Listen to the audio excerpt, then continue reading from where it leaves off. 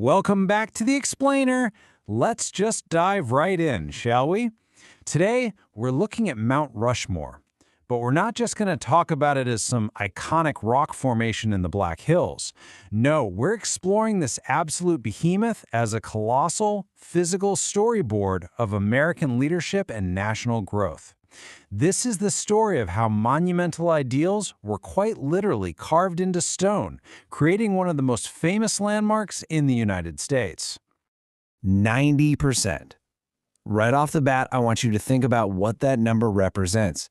Because when we think of sculpting, right, we usually picture delicate chisels, maybe some fine artistic tools gently tapping away at a block of marble. But for Mount Rushmore, more than 90% of the carving work was actually done using dynamite.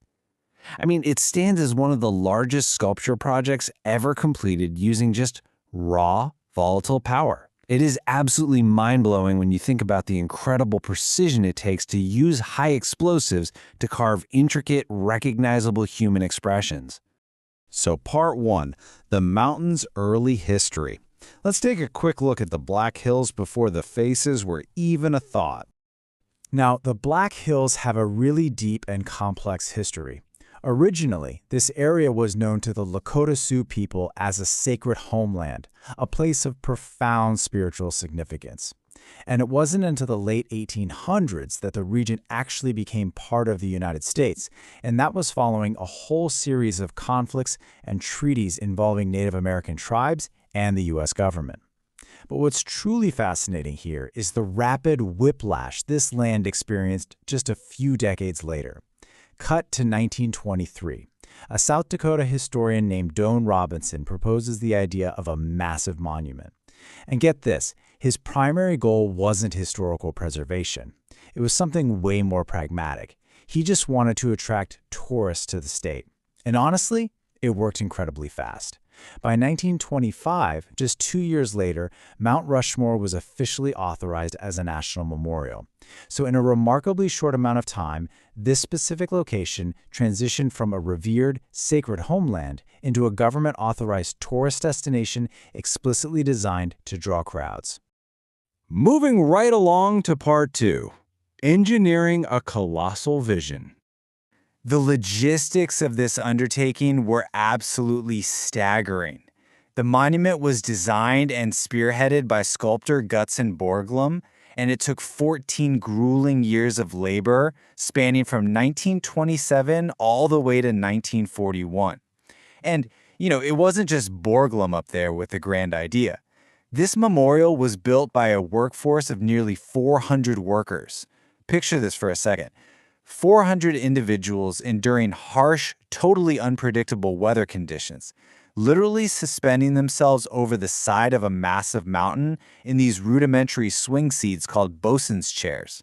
They were dangling hundreds of feet in the air to bring this colossal vision to life, and they did it for over a decade. Like we talked about, they were using the destructive, raw power of dynamite and heavy drills to achieve this highly nuanced, lasting symbol of American ideals. We touched on the dynamite earlier, but these guys were also hauling incredibly heavy pneumatic drills up the mountain, dealing with massive clouds of granite dust and just deafening noise day in and day out. It's such a wild contrast, isn't it? Utilizing the brute, explosive physical reality of mining equipment to carve out delicate facial features and subtle expressions, they were essentially fighting the mountain, blasting away hundreds of thousands of tons of rock just to create a masterpiece. Okay, part 3, 4 pillars of leadership. So the really crucial point here is the sheer scale. Each presidential face is approximately 60 feet, or about 18 meters tall. Just think about that height for a second. That is a massive physical footprint. But it's also a really powerful metaphor. The monumental scale of the faces perfectly mirrors the massive ideals of national growth, unity, and progress that these specific men were chosen to represent. Because Gutzon Borglum didn't just pick 4 famous faces at random. He chose them to tell a very specific, continuous story of the United States. First up, we have George Washington, representing the absolute birth of the nation and the foundational principles of the republic. Next is Thomas Jefferson, and he was chosen to represent the country's rapid growth and westward expansion, most notably, of course, through the Louisiana Purchase. Then we see Theodore Roosevelt. He symbolizes development and progress as the country moved aggressively into a brand new century of industry and conservation. And finally, Abraham Lincoln. He represents the absolutely crucial ideals of unity and freedom, having held the nation together through its absolute most difficult trial. So you see, it's a seamless narrative, from birth to expansion to progress and ultimately to unity. You're literally looking at the blueprint of the nation's history, exactly as envisioned by the monument's creators.